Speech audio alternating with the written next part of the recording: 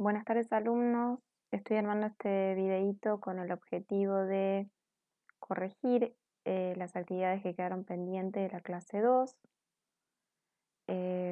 Bueno, esta clase la dividimos en dos instancias, en dos actividades. Una primera que se vinculaba con lo trabajado en la primera clase sobre la gramática. En la primera clase hicimos una introducción sobre nuestro campo de estudio, reflexionamos sobre la lengua, las concepciones de lengua, de lenguaje, de habla. Hablamos un poco sobre el surgimiento de la lingüística como ciencia. Pensamos en las gramáticas y en un breve recorrido histórico de las gramáticas. También reflexionamos sobre los distintos enfoques, ¿sí?, que han orientado la enseñanza de la lengua en las escuelas, y esos enfoques también conciben la gramática eh, de una manera particular, ¿sí? Podríamos decir que tradicionalmente, pensando en los enfoques, ¿verdad? Tradicionalmente se creía que el conocimiento de la gramática garantizaba o enseñar lengua era enseñar gramática, es decir, el conocimiento de las reglas nos aseguraba un uso adecuado la, de la lengua, ¿sí? Nos garantizaba interacciones comunicativas eficaces y apropiadas a los distintos discursos. Con el tiempo se comprobó que eso no ocurría, que el conocimiento de la gramática o de la norma, por eso hay una actitud escéptica sobre la gramática, al conocimiento de la norma no le seguía necesariamente el uso adecuado de la lengua en distintas situaciones o adecuado a distintas situaciones comunicativas, ¿sí? Em, en estos enfoques tradicionales, la descripción gramatical eh, ocupaba un lugar privilegiado en las clases, es decir, la gramática era el centro de la enseñanza, ¿sí? Actualmente eso, gracias al enfoque comunicacional, eso se ha modificado, ¿sí? Y la gramática pretende o nos permite describir y explicar el funcionamiento del sistema lingüístico, es decir, la tomamos como un dispositivo teórico, ¿sí?, que nos permite realizar reflexiones metalingüísticas. Y es en estas reflexiones metalingüísticas que construimos el conocimiento sobre la lengua, ¿sí? ¿Te enseñaban gramática en la escuela? ¿Qué gramática orientaba las prácticas? Desconozco las edades de ustedes. Si tuviera que dar un ejemplo personal, les puedo decir que sí, que era una gramática normativa, que aprendíamos reglas desvinculadas de sus contextos de uso, es decir, reglas o clases de palabras desvinculadas de situaciones de uso, ¿sí?, de interacción. Em, Y esto obviamente que también se basaba en aprendizajes memorísticos, es decir, recitábamos de memoria tiempos verbales o cuestiones, reglas de acentuación, y no reflexionábamos desde la teoría, ¿sí?, o a partir de la teoría sobre nuestros errores. Es decir, no se concebía el aprendizaje como construcción, sino más bien como memorización y repetición. Em, Luego les pregunto qué importancia tiene la enseñanza o el aprendizaje en realidad de la gramática en la formación de futuros formadores. En este caso la gramática tiene una doble importancia. ¿Por qué? Porque ahora necesitan conocer esto porque es el contenido específico del campo disciplinar en el que se están formando. Pero luego es este conocimiento que les va a permitir generar instancias de reflexión metalingüística con sus alumnos, instancias que van a potenciar, ¿sí?, la construcción del saber sobre la lengua, ¿sí? Pero si uno no tiene el conocimiento teórico, no puede invitar al otro a reflexionar o a ver el error, ¿sí?, porque tampoco nosotros lo vamos a poder percibir. Entonces, la enseñanza o el aprendizaje, en realidad, pensándolo desde la perspectiva del alumno, de la gramática tiene una doble importancia. Em, Luego les planteamos acá qué cómo explicarían la presencia de la preposición a encabezando un objeto directo. Y esto me pareció interesante incluirlos porque generalmente los alumnos creen que cuando perciben la preposición a o para luego de un verbo están en presencia de un objeto indirecto y bueno, y esto no siempre ocurre así. ¿Sí? Sabemos que hay determinados verbos que, bueno, que exigen la presencia de preposición cuando ese objeto directo es una persona, ¿sí? Un sujeto animado, y la ausencia de esa preposición cuando el complemento hace referencia a un objeto, ¿sí? Entonces ahí tienen, por ejemplo, en el primer caso reconocí a mi vieja amiga, ¿sí? Con la presencia de la preposición, y el ejemplo C, la presencia de un objeto directo que no incluye una preposición, justamente porque no se trata de personas, sino podríamos pensar el error como una cosa. Y en el último ejemplo tenemos el que, como lo que introduce es un nexo subordinante que introduce una preposición subordinada sustantiva en función de objeto directo. Fíjense que yo puedo decir reconocí eso, ¿sí? Em, entonces en ese caso tampoco requiere la presencia de la preposición, ¿sí? En el caso, en el ejercicio B también recordó la escena, ¿sí? Y no sería adecuado decir a la escena. Y recuerda al tío, fíjense que ahí la contracción incluye la preposición, recordó al tío de Luisa en vez de recordó al tío de Luisa, que sería un error gramatical. Entonces, dice, se halla muy generalizada la tendencia a construir con preposición a los complementos directos de persona y sin preposición, como en latín, los de cosa. ¿Da cuenta esta regla de todos los casos ilustrados? Sí, da cuenta, ¿no? Observamos que empleamos la preposición cuando el complemento era de persona y no empleábamos preposición como ocurre en latín cuando el objeto directo o el complemento es una cosa, ¿sí? Olvidé decirles también que es algo que mencionamos en este cuestionario, ya para ir cerrando este cuestionario, que les pido, por ejemplo, la clasificación, la definición de gramática, que eso va a depender en qué gramática estemos posicionados, ¿sí? Podríamos pensar en gramáticas que establecen las reglas del uso correcto o no de la lengua, pero también podríamos pensar en gramáticas que describen el uso que se hace de la lengua, ¿sí? Existen diferentes gramáticas en función de de distintos objetivos, ¿sí? Es decir, se vinculan a distintos objetivos. Podríamos pensar en gramáticas teóricas, gramáticas descriptivas, gramáticas normativas, gramática histórica, gramáticas comparadas, que, bueno, todas tienen distinto propósito y tienen también distinto o diferente destinatario, ¿sí? En ocasiones es para un público general, en otras puede ser para lingüistas o gramáticos, ¿sí?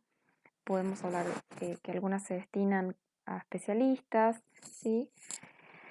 Entonces va a depender también del objetivo y del destinatario. Cuando hablamos de gramática normativa, que es una gramática que ustedes estudiaron ya, hablamos de tres niveles de análisis: fonológico, morfológico y sintáctico. Este año nosotros vamos a posicionarnos en una gramática textual, es decir, nuestra unidad de análisis no va a ser la oración, la palabra y la oración, sino el texto, ¿sí? Como les decía, un texto que además está contextualizado, ¿sí? Y en este nuevo enfoque comunicacional que orienta las prácticas de lengua, la gramática entonces es importante, muy importante les diría yo.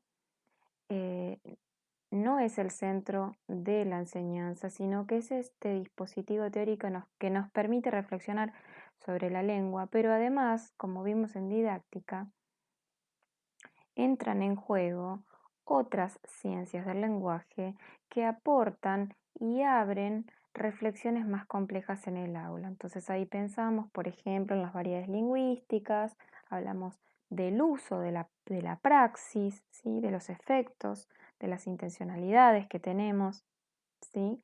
Entonces, si es importante, sí es importante, pero además incluimos otros marcos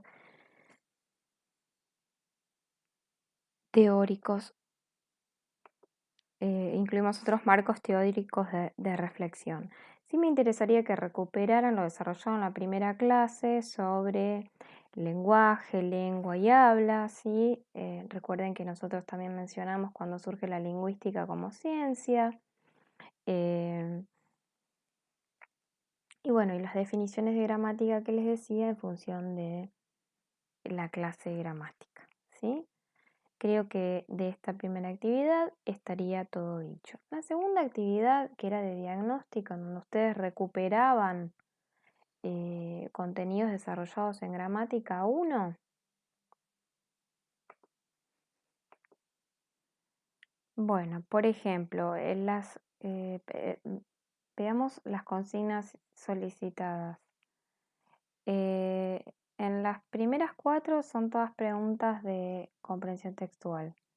La 5 decidí incluirla porque sin querer en esta actividad abordamos uno de los recursos de cohesión, recurso de cohesión lexical, que es la sinonimia.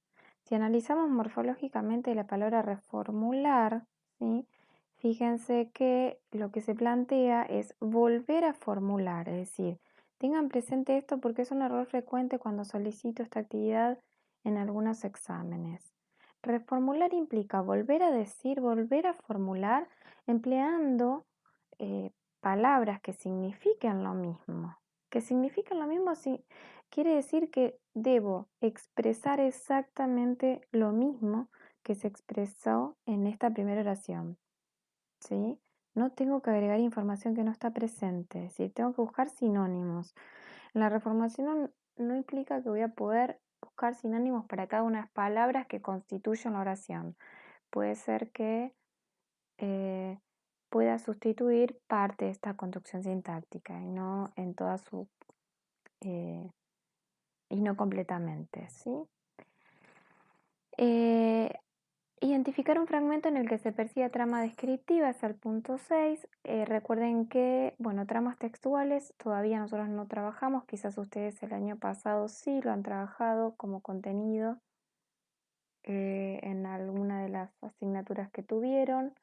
Nosotros este año vamos a tomar la clasificación que plantea Adams, que él habla de secuencias textuales, no de tramas, y bueno, y plantea la trama o la secuencia textual eh, es, podemos decir que es la forma en la que se organiza un texto en función del propósito que tiene ese texto, es decir, un texto que tiene la finalidad de narrar, tiene una construcción, una estructura, es decir, una determinada composición, un texto que tiene la función de describir va a tener otra, de explicar otra y así sucesivamente. Y en este caso puntual, vincule la trama descriptiva con una clase de palabras que ustedes trabajaron el año pasado, ¿sí? En la descripción se plantean cualidades o aspectos de algo o de alguien, entonces las palabras que van a ser importantes para ese efecto van a ser los adjetivos, ¿sí? En el texto se persiguen algunas descripciones, sobre todo cuando se describe cómo era el papel que empapelaba la pared. Luego tienen que identificar cuáles eran las palabras resaltadas. Estas palabras resaltadas son pronombres. Recuerden que los pronombres los tienen que saber porque son las palabras que van a permitir eh, la cohesión eh, gramatical referencial, ¿sí? Así en este caso los pronombres están en función, en el lugar, perdón, de otra palabra que es su referente. En este caso los referentes si están en el mismo texto decimos que es una referencia endofórica y si el referente se menciona antes del pronombre decimos que la referencia es anafórica y si está después es catafórica.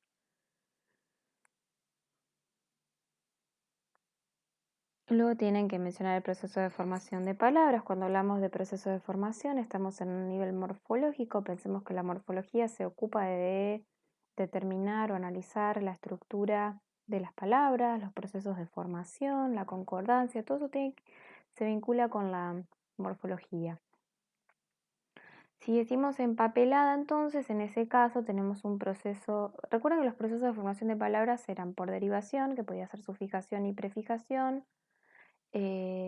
Composiciones, cuando dos morfemas lexicales se unen para formar una palabra nueva, y para síntesis es cuando se producen en simultáneo dos de los procesos anteriores. En empapelada observamos que hay un proceso parasintético, ¿sí? En pastorcito, el proceso de formación de palabra es de derivación por sufijación. En reproduce es de derivación por prefijación, y en amantes otra vez derivación por sufijación, ¿sí? Tendrán que recordar ahí a qué denominamos sufijo y prefijo. Recuerden que el sufijo y el prefijo son afijos, ¿sí? Hay sufijos y prefijos que tienen origen griego y latino. Es importante que todo esto lo recuperen. ¿Por qué? Porque tenemos que entender de dónde surgen las palabras que conforman nuestra lengua, que son palabras que empleamos para enunciar, ¿sí? A diario. En el punto 10 tenían que narrar en pretérito. En realidad ahí quería saber si el año pasado trabajaron algo sobre la correlación verbal. Cuando narramos, el tiempo que se privilegia en la narración suele ser el pretérito perfecto. Se puede narrar en presente también, como es el caso de este cuento, pero si optamos por el pretérito perfecto simple, como tiempo base podríamos acompañarlo un pretérito imperfecto para incluir, por ejemplo, descripciones. Si queremos narrar hechos anteriores a esos hechos pretéritos, emplearemos un pretérito pluscuamperfecto. Y si queremos mencionar hechos posteriores, utilizaremos un condicional. En el caso de este cuento en particular, fíjense que están todos los verbos en presente, ¿sí? El hombre mira, en vez de mira, miró, ¿sí? Miró a su alrededor, entró en el baño, se lavó las manos, colocó la toalla en el lado izquierdo del toallero, cerró la puerta del baño para no oír el goteo, y la pared estaba empapelada. Si la pared estaba empapelada, porque en realidad no hace al correr de la historia, el relato, sino que introduce una descripción. Finalmente, y si no recuerdan esto de la correlación verbal, no se hagan problema porque es contenido que vamos a desarrollar cuando trabajemos trama narrativa. El último punto, tenían que clasificar la palabra según la sílaba tónica.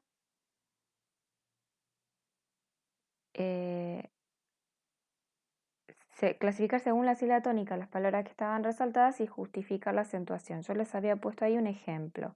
Así que sigamos con empapelada. Empapelada es una palabra grave que no lleva tilde en este caso porque termina en vocal. Recuerden que las palabras graves llevaban tilde cuando no terminaban en ns vocal. Pastorcitos y parejas es exactamente igual, son palabras graves ambas y no llevan tilde porque terminan en s. Cuadro es una palabra grave también que no lleva tilde porque termina en vocal. Los es un monosílabo. Recuerden que los monosílabos por regla general no llevan tilde, salvo que esos monosílabos tengan que diferenciarse de otros monosílabos que se escriben de la misma manera y pertenecen, dijimos, a clases de palabras diferentes. Entonces, en ese caso no lleva tilde. Amantes es una palabra grave que no lleva tilde porque termina en S. Más es un caso de tilde, es un caso de monosílabo que lleva tilde. En este caso, esa tilde que les estaba mencionando, que sirve para diferenciar clases de palabras, se denomina diacrítica, ¿sí? Es un caso especial de tildación. En este caso, la tilde se coloca sobre el adverbio para diferenciar ese monosílabo de la conjunción adversativa más, ¿sí? Que equivale a pero. Allá es una palabra aguda, por eso lleva tilde, que termina en vocal. Sus es otro monosílabo que no lleva tilde. Y detiene es una palabra grave que no lleva tilde porque termina en vocal. ¿Sí? Espero que esta corrección les sea útil. Eh, bueno, disculpen si hubo alguna irregularidad, pero quería hacerlo para que tengan las correcciones de los trabajos solicitados.